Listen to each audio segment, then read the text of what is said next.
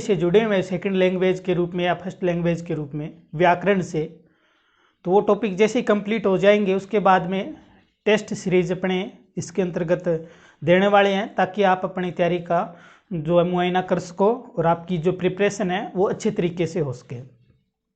तो इसलिए आपसे रिक्वेस्ट है कि चैनल को सब्सक्राइब ज़रूर कर लें, और वीडियो है वो अगर आपको पसंद आता है, आपको इस वीडियो के माध्यम से कुछ सीखने को मिलता है, तो वीडियो को लाइक ज़रूर करें और सकारात्मक कमेंट भी करें, जिससे हमारा हौसला बढ़े और हम आपको बेहतर से बेहतर कंटेंट देने की कोशिश करें। तो आज का जो विषय है वो है शब्द विचार। पीछे वाले हिंदी वीडियो अगर आपने अच्छे से देखे हैं तो आपको पता चल रहा होगा कि हम जो व्याकरण का दूसरा जो पोर्शन होता है महत्वपूर्ण शब्द विचार, और शब्द विचार के अंतर्गत एक टॉपिक आता है विकारी शब्द, ठीक है। और विकारी शब्द के अंदर एक शब्द है या एक विचार है जो व्याकरण से जुड़ा हुआ है, जिसको हम बोलते हैं संज्ञा। तो अपने इसी संज्ञा पर चर्चा करने वाले हैं। तो इससे पहले आपने संज्ञा खूब सारी पढ़ी होगी, एग्जाम अपने जो आपकी स्कूली लाइफ रही होगी वहाँ भी अगर आपने इसी को संज्ञा को अध्ययन किया होगा। इसके साथ साथ अगर आप किसी कंपटीशन क्लास से जुड़े हो तो वहाँ भी आपने संज्ञा को पढ़ा होगा। तो मेरा जो संज्ञा कराने का जो उद्देश्य है वो सिर्फ और सिर्फ कंपटीशन के माध्यम से है, ताकि हम उस कंपटीशन के अंतर्गत पूछे जाने वाले क्वेश्चनों को सॉल्व कर सकें। तो इसीलिए उसी दृष्टि से अपने इस पर चर्चा करने वाले हैं। तो संज्ञा की अगर बात करें तो पहले अपने को ये पता होना चाहिए कि संज्ञा होती क्या है। संज्ञा क्या है? तो संज्ञा का मतलब ये है कि व्याकरण में अपने जब कोई भी किसी वस्तु का, ठीक है ना, किसी स्थान का या कोई अपनी जो भावना है वो अपनी प्रकट करते हैं जब किसी भी भाषा के अंदर, तो उस भावनाओं को प्रकट करने के लिए जो शब्द इस्तेमाल किए जाते हैं वो अपने आप में क्या होती है? संज्ञा होती है। तो कहने का मतलब ये हुआ, जब इसकी परिभाषा अपने देखते हैं तो अपने परिभाषा के रूप में देखते हैं कि वे शब्द जो किसी वस्तु, व्यक्ति या स्थान या किसी भाव को प्रकट करे वो संज्ञा कहलाती है। तो कहने का मतलब यहाँ 3-4 चीज़ें आ गई। एक तो क्या आ गया? व्यक्ति। एक तो क्या आ गया? व्यक्ति। एक क्या आ गया? स्थान, ठीक है। व्यक्ति, स्थान, एक आ गया इसके अंतर्गत वस्तु, और एक आ गया इसके अंतर्गत भाव। तो ये 4 शब्द है, चारों शब्दों पे ही आपकी संज्ञा है वो आगे जाके डिवाइड होती है, जिसके अंतर्गत अपने इसको विस्तृत रूप से पढ़ते हैं।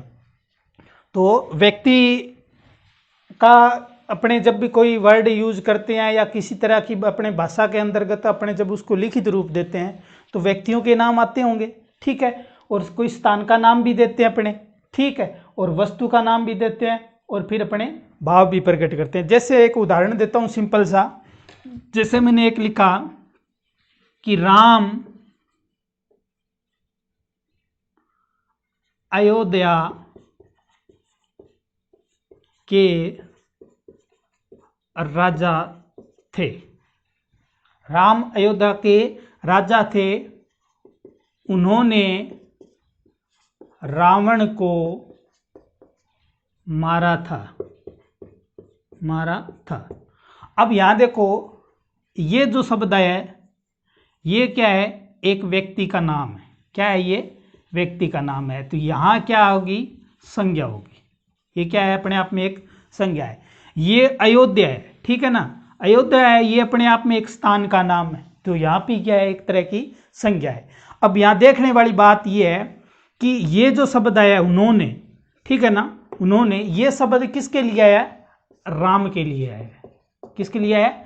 राम के लिए है। जब कोई संज्ञा है वो आप किसी भी, चाहे आप लिख रहे हो या मतलब अपनी भाषा को प्रकट कर रहे हो लिखित रूप में, जब किसी संज्ञा शब्द को आप बार बार इस्तेमाल करते हो तो उस सेम शब्द को इस्तेमाल न करके आप उसकी जगह कुछ अन्य वर्ड यूज करते हो। जैसे आपने यहाँ राम का इस्तेमाल किया, लेकिन अब की बार आगे जैसे आप अपने जो लेख है बढ़ा रहे हो तो आपने राम की जगह किसको इस्तेमाल किया? उन्होंने मतलब राम ने। तो ये जो शब्द होते हैं जो संज्ञा के स्थान पर काम आते हैं वो क्या कहलाते हैं? सर्वनाम कहलाते हैं, जो अगला वाला अपना टॉपिक रहेगा। तो कहने का मतलब संज्ञा सीधी सीधी बात है भी जब भी कोई अपने किसी भी भाषा को लिखते हैं तो उसके अंदर व्यक्ति, स्थान, ठीक है ना, वस्तु या कोई भाव प्रकट करते हैं, और उन भाव प्रकट करने के लिए, उनको इंगित करने के लिए जिस वर्ड का इस्तेमाल करते हैं वो क्या कहलाती है, संज्ञा कहलाती है। तो मुख्य रूप से संज्ञा है वो 3 भागों में डिवाइड होती है। संज्ञा है वो मुख्य रूप से कितने भागों में बढ़ती है, 3 भागों में। तो इसके अंतर्गत 3 भाग आते हैं और तीनों भागों में ही प्रश्न एग्जाम में पूछे जाते हैं। लेकिन प्रश्न जो एग्जाम में पूछे जाते हैं उनकी स्थिति ऐसी होती है कि हमें चीज़ आती होती है फिर भी हमारा क्वेश्चन गलत हो जाता है, क्योंकि हमारी जो अंडरस्टैंडिंग पावर है वो कम होती है और अंडरस्टैंडिंग पावर के आधार पर प्रश्न पूछे जाते हैं। तो इस कोशिश करेंगे कि आपका कॉन्सेप्ट अच्छे से क्लियर हो, इसलिए वीडियो पूरा देखना। अगर वीडियो आपको पसंद आता है तो वीडियो को शेयर भी करना। तो पहला इसका जो प्रकार है उसको अपने बोलते हैं व्यक्ति वाचक संज्ञा। क्या बोलते हैं, व्यक्ति वाचक संज्ञा। जो संज्ञा का जो पहला भेद है, ठीक है ना, अपने बात करें संज्ञा के 3 भेद माने जाते हैं और 3 में से जो पहला भेद आता है वो कौन सा होता है, व्यक्तिवाचक संज्ञा। और दूसरा जो इसका भेद होता है उसको बोलते हैं जातिवाचक संज्ञा। क्या बोलते हैं, जातिवाचक संज्ञा। उसके बाद तीसरा जो भेद होता है उसको अपने बोलते हैं भाववाचक संज्ञा। ये चीज आपने अब तक खूब पढ़ी होगी, स्कूलों में भी खूब पढ़ी होगी, लेकिन फिर भी प्रश्न गलत होते हैं। तो उसका कारण क्या है, क्योंकि हम आगे की स्थिति को और ज़्यादा खुलासा नहीं करते, उस पर विचार नहीं करते, यहाँ तक सीमित रहते हैं। इस कारण एग्जामिनर है वो यहाँ से डायरेक्ट प्रश्न नहीं पूछता है। जातिवाचक संज्ञा है, इसको कुछ विद्वानों ने आगे जाके 2 भागों में और तोड़ दिया, ठीक है, जिसके अंतर्गत एक आती है द्रव्यवाचक संज्ञा, द्रव्यवाचक संज्ञा, और एक आती है, ठीक है ना, समूहवाचक संज्ञा, समूहवाचक संज्ञा। तो इन पे भी अपने विचार करेंगे कि द्रव्यवाचक संज्ञा में क्या आता है, ठीक है ना। यानी कि द्रव्यवाचक संज्ञा अपने आप में है तो जातिवाचक ही संज्ञा, चाहे द्रव्यवाचक है चाहे समूहवाचक है तो अपने आप में जातिवाचक संज्ञा। लेकिन इसको समझने की दृष्टि से अपना अध्ययन सरल हो जाए, इसलिए इसको अपने 2 भागों में और तोड़ लेते हैं। अब रही बात भाववाचक संज्ञा की, तो भाववाचक संज्ञा में 5 चीजें महत्वपूर्ण रहती है जिसके आधार पर भाववाचक संज्ञा जो होती है उसका निर्माण होता है। उसके अंतर्गत जो जैसे पहला इसके अंतर्गत आता है कि जैसे जातिवाचक संज्ञा है, ठीक है ना, जातिवाचक संज्ञा का कोई वर्ड है उसको अपने भाववाचक संज्ञा में कन्वर्ट कर देते हैं। यानी कि एक जातिवाचक संज्ञा शब्द भाववाचक संज्ञा भी बन सकती है। तो आगे जैसे इसके अपने खुलासा करेंगे तो वो सारी चीजें क्लियर हो जाएगी। तो एक इसका एक कंडीशन ये रहती है। दूसरी कंडीशन इसमें क्या रहती है कि सर्वनाम शब्द होते हैं, ठीक है ना, सर्वनाम शब्द से भी क्या होती है, भाववाचक संज्ञा का निर्माण होता है।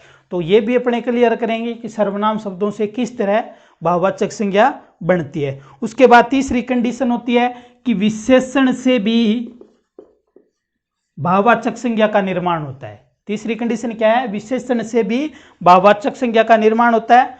और चौथी जो कंडीशन है वो है क्रिया से भी भाववाचक संज्ञा बनती है। क्रिया से भी क्या है, भाववाचक संज्ञा बनती है। और उसके बाद में अगर बात करें तो अवयव होता है, अवयव, ठीक है ना, तो अवयव शब्द से भी क्या होता है, भाववाचक संज्ञा का निर्माण होता है। तो कहने का मतलब भाववाचक संज्ञा अपने आप में एक भाव होता है, वो भाव क्या होता है, इन्हीं में से रूप परिवर्तित होकर आता है। जैसे उसके अंतर्गत कोई सर्वनाम शब्द है तो सर्वनाम से क्या है, भाववाचक संज्ञा का निर्माण हो सकता है, ठीक है ना। कोई जातिवाचक शब्द है उससे भाववाचक संज्ञा बन सकती है। तीसरा विशेषण है तो विशेषण से आपकी भाववाचक संज्ञा बन सकती है। उसके बाद कोई क्रिया है, ठीक है ना, क्रिया से भाववाचक संज्ञा बन सकती है। इसी तरह अवयव है, कोई शब्द है उससे भी भाववाचक संज्ञा बन सकती है। तो कौन कौन से वो शब्द है या महत्वपूर्ण क्या होता है उसके अंतर्गत, तो जब जैसे अपने भाववाचक संज्ञा पढ़ेंगे तो उसमें विस्तृत चर्चा इसके ऊपर करने वाले हैं।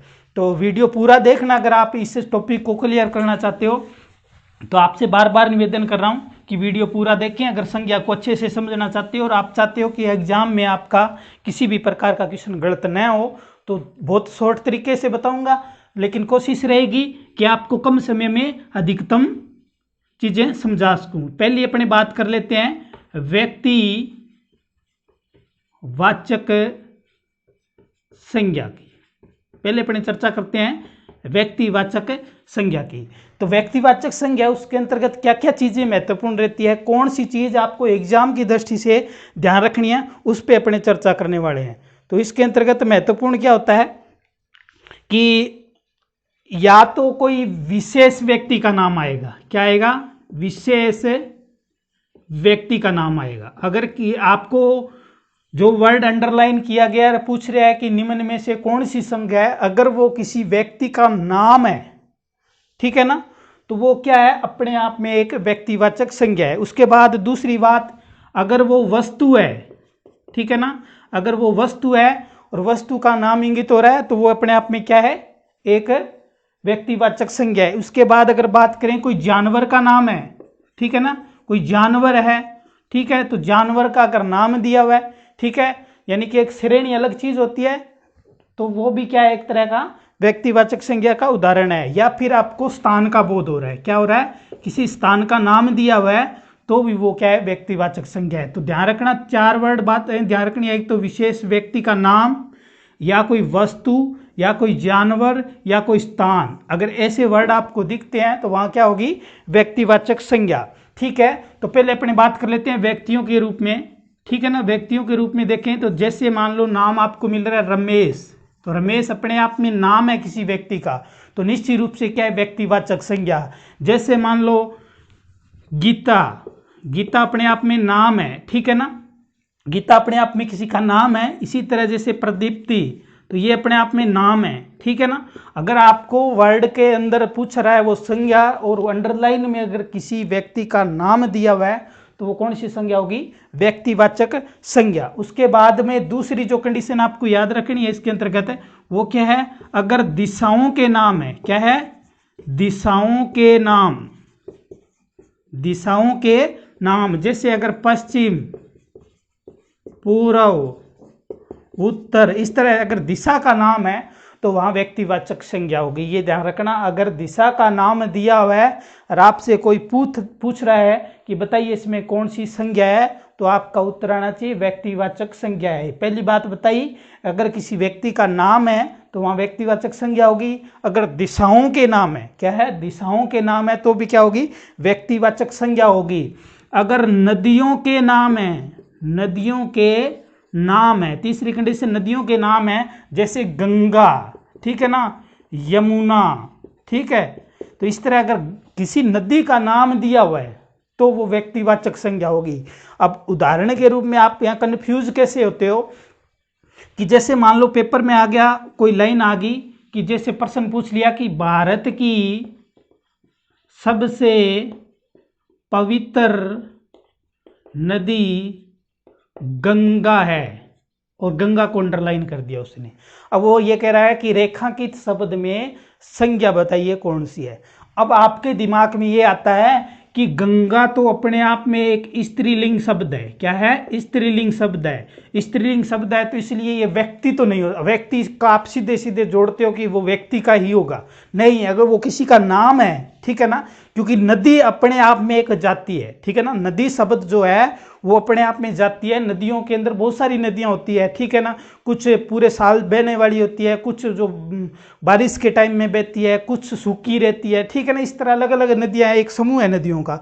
तो कहने का मतलब यहाँ एक विशेष नदी की बात कर रहा है वो, ठीक है ना, क्या कर रहा है, गंगा की बात कर रहा है। तो गंगा अपने आप में क्या है, व्यक्तिवाचक संज्ञा है।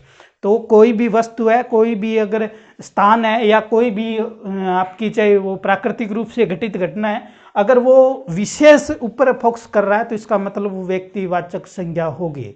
यानी कि व्यक्ति विशेष या व्यक्ति वस्तु विशेष या स्थान विशेष, कहने का मतलब व्यक्तिवाचक संज्ञा में सबसे बड़ी विशेषता है कि इसके अंदर विशेष चीज पे बात कर रहा है, यानी कि व्यक्तिगत विचारधारा होगी। तो ऐसी अगर विचारधारा अगर किसी वर्ड में आप फॉलो करवा रहे हो या आपको ऐसा लग रहा है कि विशेष शब्द पे बात हो रही है, तो वहाँ व्यक्तिवाचक संज्ञा होगी। उसके बाद शहरों के नाम, ठीक है ना, शहरों के नाम, शहरों के नाम कहने का मतलब स्थान के नाम की बात कर रहा है। तो शहरों के नाम जैसे जयपुर है, कोलकाता है, दिल्ली है, मुंबई है, अगर आपको शहर का नाम दिया हुआ है, ठीक है ना, तो नाम अगर दिया हुआ है तो ये मान के चलो वहाँ व्यक्तिवाचक संज्ञा होगी, ठीक है ना। उसके बाद में आपका अगर बात करें त्योहारों के नाम, क्या, ये जो चीज़ें लिखा रहा हूँ यही एग्जाम में पूछी जाएगी। बस यहाँ से अगर आपको अच्छे से दिमाग में फीड कर लिया तो आपका उत्तर गलत होने वाला नहीं है व्यक्तिवाचक संज्ञा में। अगर त्योहारों के नाम दिया हुआ है, चाहे कोई सा त्योहार हो, ठीक है ना, जैसे दीपावली है, होली है, ठीक है ना, रक्षाबंधन है, अगर त्योहार का नाम दिया हुआ है तो वो व्यक्तिवाचक संज्ञा होगी। ये अपने दिमाग में फीड कर लेना कि कोई भी त्योहार है वो क्या अपने आप में व्यक्तिवाचक संज्ञा है। उसके बाद दिनों के नाम, क्या, दिनों के नाम, जैसे सोमवार, मंगलवार, बुधवार, यानी जो भी वार दिया हुआ है उसमें अगर आपसे पूछ ले कौन सी संज्ञा है तो दिनों के नाम में भी व्यक्तिवाचक संज्ञा होती है। उसके बाद महीनों के नाम, अगर जनवरी, फरवरी इस तरह दिया हुआ है तो उसके अंदर भी क्या होगी, व्यक्तिवाचक संज्ञा। ये नोट करना होगा आपको, वीडियो यूज करके आप इस चीज़ों को नोट कर लो और बहुत शॉर्ट आपके नोट्स बनेंगे और आपको कोई दिक्कत होने वाली नहीं है। त्योहारों के नाम, दिनों के नाम, महीनों के नाम, नदियों के नाम, शहरों के नाम, दिशाओं के नाम, व्यक्तियों के नाम। कहने का मतलब नाम अगर किसी का आता है तो वहां निश्चित रूप से क्या होगी, व्यक्तिवाचक संज्ञा होगी। तो ये महत्वपूर्ण बातें हैं, इन्हीं में से कोई प्रश्न आपसे व्यक्तिवाचक संज्ञा पे पूछा जाता है। ठीक है, तो आप अच्छे से इनको नोट डाउन कर लो ताकि आपको जैसे आप रिवीजन करो, ठीक है, तो आपका जो कॉन्सेप्ट है वो अच्छे से क्लियर हो जाए। तो ये 4-5 बातें आपको व्यक्तिवाचक संज्ञा में याद रखनी पड़ेगी। उसके बाद हम बात कर लेते हैं दूसरी संज्ञा की, जो सबसे महत्वपूर्ण रहती है, खूब सारे प्रश्न उससे पूछे जाते हैं। तो दूसरी संज्ञा है कौन सी, जातिवाचक संज्ञा। जातिवाचक संज्ञा,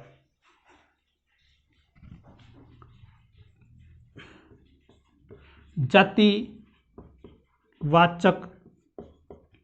संज्ञा। संज्ञा पर आपको कंप्लीट 3 वीडियो मिलेंगे कम से कम, क्योंकि 3 वीडियो में ही आपकी पूरी संज्ञा कंप्लीट होगी। ठीक है ना, फर्स्ट वीडियो है ये एक तरह का कॉमन वीडियो है, सेकंड वीडियो उसका थोड़ा सा लेंथी यानी इससे लेवल उसका हाई होगा, तीसरा वीडियो है वो एकदम ऐसे एग्जाम से जुड़ा होगा जिसमें हिंदी विशेष से प्रश्न जो अगर किसी भी कंपटीशन पूछे जाते हैं तो सबके लिए लागू हो जाएगा वो। ठीक है ना, तो कोशिश करता हूँ, क्योंकि हमारे पास जो सिस्टम है वो क्या है, निगमनात्मक है। जो हम पद्धति इस्तेमाल कर रहे हैं वो निगमनात्मक है, निगमनात्मक।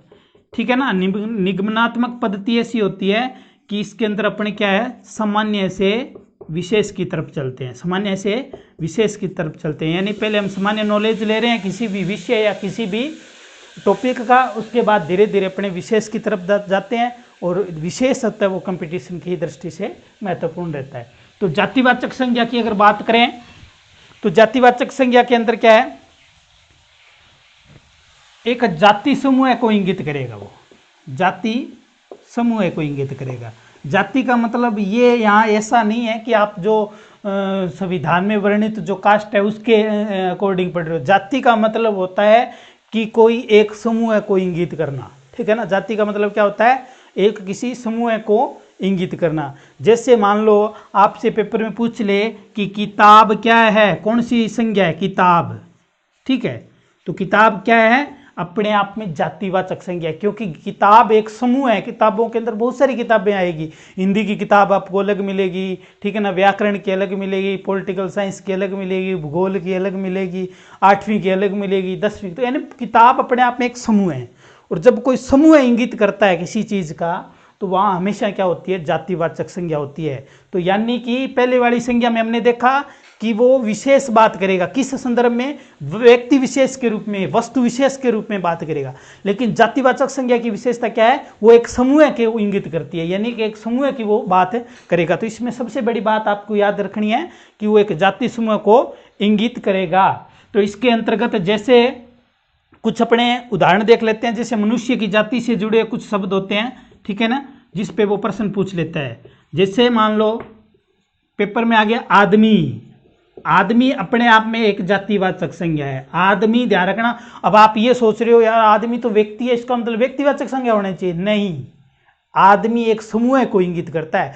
आदमी में आप देखते हो कि 10 साल का भी आदमी है, 20 साल का भी आदमी है, 30 साल का भी आदमी है, 50 साल का भी आदमी है, 80 साल का भी आदमी, कहने का मतलब एक समूह है, ठीक है ना। इसी तरह मनुष्य है, ठीक है ना, तो मनुष्य भी अपने आप में क्या है, ठीक है ना, जाति को इंगित करता है। इसी तरह लड़की है, ठीक है ना, लड़की शब्द भी अपने आप में जातिवाचक संज्ञा है। लड़का शब्द है, ये भी अपने आप में जातिवाचक संज्ञा है, ठीक है। तो जितने भी आपके मनुष्य जाति से जुड़े शब्द हैं, ठीक है ना, जिसमें लड़का, लड़की, स्त्री, स्त्री शब्द भी क्या है, अपने आप में जातिवाचक संज्ञा है।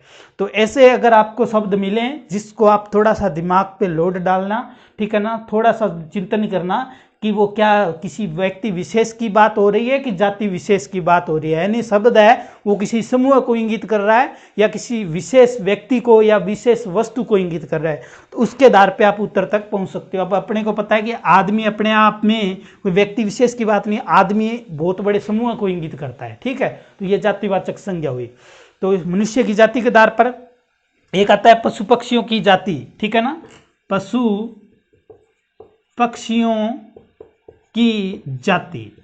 जैसे अगर मान लो पेपर में आपसे पूछ लिया जाए गाय, ठीक है ना, गाय शब्द आ गया अंडरलाइन, जैसे मान लो वो कहता है कि गाय एक पालतू जानवर है, पेपर में आ गया गाय एक पालतू जानवर है, गाय को अंडरलाइन कर दिया और आपसे पेपर में पूछ लिया बताइए गाय के अंदर कौन सी संज्ञा है। अब आप क्या करोगे, ठीक है, कि गाय तो एक गाय की बात कर रहा है इसलिए हो सकता है व्यक्तिवाचक संज्ञा हो, ठीक है ना। कुछ लोग गाय को स्त्रीलिंग के आधार पे कह देंगे जातिवाचक संज्ञा है, तो वो कईयों के उत्तर सही हो जाएंगे, लेकिन इसका एक्चुअल रीजन क्या है, जो फैक्ट है वो ये है कि गाय एक समूह को इंगित करती है। क्या करती है, समूह को इंगित करती है, क्योंकि गाय के अंदर बहुत सारी प्रजातियां होती है, जैसे अमेरिकन गाय, ठीक है ना, राठी गाय, ठीक है ना, तो गाय की बहुत सारी नस्लें होती है। तो गाय अपने आप में क्या है, समूह है, तो इसका मतलब जो समूह जहाँ इंगित होगा वहाँ जातिवाचक संज्ञा ही होगी। इसी तरह आप जैसे देख सकते हो बकरी, तो बकरी भी एक समूह को इंगित करती है, ठीक है ना, घोड़ा, ठीक है ना, ये भी एक समूह को इंगित करता है। तो कहने का मतलब तोता, तोता शब्द अपने आप ये सोच रहे हो कि तोता एक व्यक्तिवाचक संज्ञा, नहीं, जातिवाचक संज्ञा की। तोता के अंदर अगर तोता का नाम दिया होता, ठीक है ना, तो वो फिर अपने उसको कह सकते थे कि व्यक्तिवाचक संज्ञा, लेकिन तोता तो अपने आप में एक समूह है, श्रेणी है, ठीक है ना। तो मोर है, तो इस तरह अगर कोई पशु या पक्षियों का समूह को इंगित करने वाला वर्ड है तो वहां जातिवाचक संज्ञा ही होगी, ये बात नोट कर लेना। उसके बाद अगर बात करें वस्तुओं की जाति, क्या, वस्तुओं की जाति।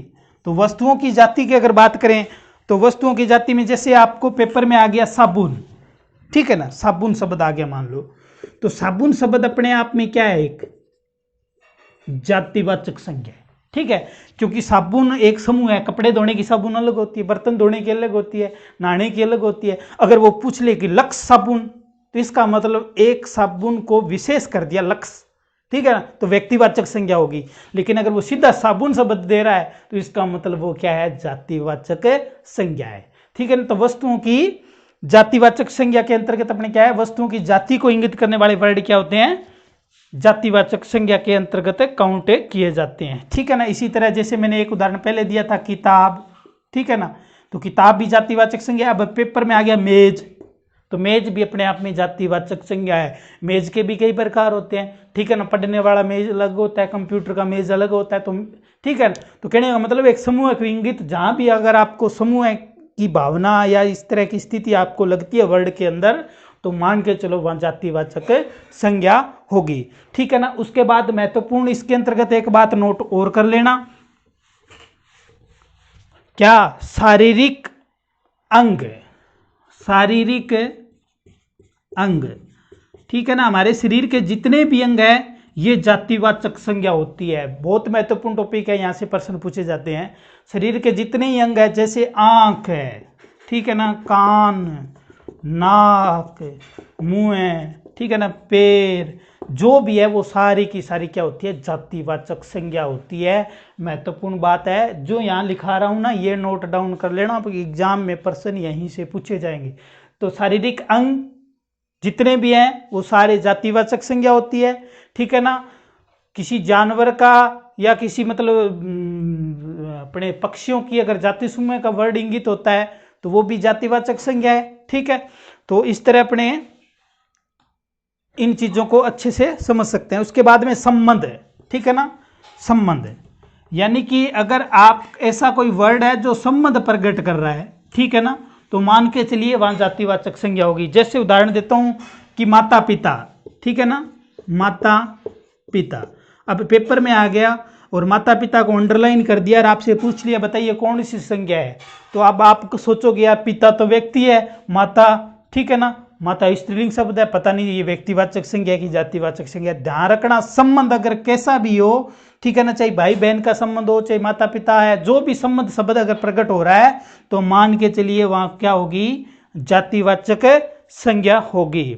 ठीक है, तो संबंध अगर प्रकट होता है वहां भी जातिवाचक संज्ञा होती है। शरीर के अंग का कोई नाम दिया हुआ है तो भी जातिवाचक संज्ञा होती है। उसके बाद में अगर बात करें प्राकृतिक आपदा, प्राकृतिक आपदा, तो प्राकृतिक आपदा की अगर बात करें, जैसे मान लो भूकंप शब्द है तो भूकंप अपने आप में एक जातिवाचक संज्ञा है, ठीक है ना। इसी तरह जैसे ज्वालामुखी है, ठीक है, तो ज्वालामुखी अपने आप में क्या है, जातिवाचक संज्ञा है। तो कहने का मतलब जो प्राकृतिक आपदाएं जितनी भी है उनको जो नाम दिया गया वो सारी जातिवाचक संज्ञा के अंतर्गत काउंट की जाती है। महत्वपूर्ण बात एक ये है, ठीक है ना, संबंध जितने भी होते हैं सारे जातिवाचक संज्ञा के होते हैं, शारीरिक अंग होते हैं वो सारे के सारे जातिवाचक संज्ञा होती है। तो ये चीजें आपको ध्यान रखना है। उसके अलावा जातिवाचक संज्ञा को मुख्य रूप से दो भागों में और तोड़ दिया जाता है, ठीक है ना, तो उस चीज को अपने और देख लेते हैं। ठीक है, तो दूसरा अगर अपने देखें तो जातिवाचक संज्ञा को अपने क्या करते हैं, मुख्य रूप से दो भागों में और पढ़ते हैं। ठीक है, एक तो आता है क्या, समूहवाचक, एक तो आता है समूहवाचक, समूह जातिवाचक संज्ञा, समूह जातिवाचक संज्ञा, और दूसरा आता है द्रव्य जातिवाचक संज्ञा। ठीक है ना, द्रव और द्रव्य में अंतर होता है, ध्यान रखना। एक शब्द होता है द्रव्य, एक शब्द होता है द्रव, ठीक है ना। द्रव का मतलब होता है लिक्विड, जो तरल पदार्थ होते हैं उनको द्रव बोलते हैं। और द्रव्य का मतलब होता है पदार्थ। द्रव्य का मतलब क्या होता है, पदार्थ। पदार्थ में आपका पदार्थ लिक्विड भी हो सकता है, ठीक है, ठोस भी हो सकता है, गैसीय भी हो सकता है। द्रव्य में तीनों चीजें काउंट की जाती है। अंतर सिर्फ इतना है कि इसमें वह लगा, ठीक है ना। तो द्रव्य और द्रव में अंतर होता है। तो यहां मैंने लिखा है द्रव्य जातिवाचक संज्ञा, और उधर लिखा है समूह जातिवाचक संज्ञा। समूह जातिवाचक संज्ञा का मतलब ये हुआ कि कुछ ऐसे वर्ड होते हैं जो एक समूह को इंगित करते हैं। क्या करते हैं, समूह को इंगित करते हैं। जैसे सेना, ठीक है ना, तो सेना शब्द किसको एक इंगित कर रहे हैं, एक समूह को। इसी तरह जैसे पार्टी, ठीक है ना, पार्टी है, सेना है। इसी तरह जैसे कक्षा है, तो कक्षा शब्द एक समूह को इंगित करती है। तो ऐसे वर्ड जो किसी समूह को इंगित करें वो समूह जातिवाचक संज्ञा के अंतर्गत जातिवाचक संज्ञा ही होती है।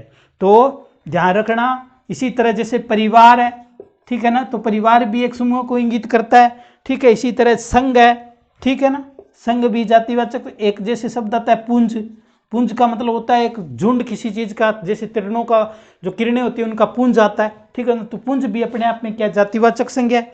इसी तरह जैसे आता है गुच्छा, तो गुच्छा भी अपने आप में एक समूह है, ठीक है, तो ये भी जातिवाचक संज्ञा है। इसी तरह आपका झुंड है, टोली है, जो भी शब्द हैं जिसमें आपको ऐसा लगे कि ये वर्ड एक समूह को इंगित कर रहा है, एक ग्रुप को इंगित कर रहा है, तो वहां जातिवाचक संज्ञा होगी। उसके बाद द्रव्यवाचक संज्ञा के अंदर बात करें तो हमने देखा कि अगर वस्तु, ठीक है, कोई वस्तु का नाम दे दिया, स्पष्ट नाम दे दिया, ठीक है ना, तो वो क्या है, अपने आप में एक व्यक्तिवाचक संज्ञा है। अगर एक वस्तु का मतलब एक समूह को इंगित कर रहा है वो जातिवाचक संज्ञा है। लेकिन कुछ वस्तुएं ऐसी होती है जो मतलब क्या है, मापती या तो माप या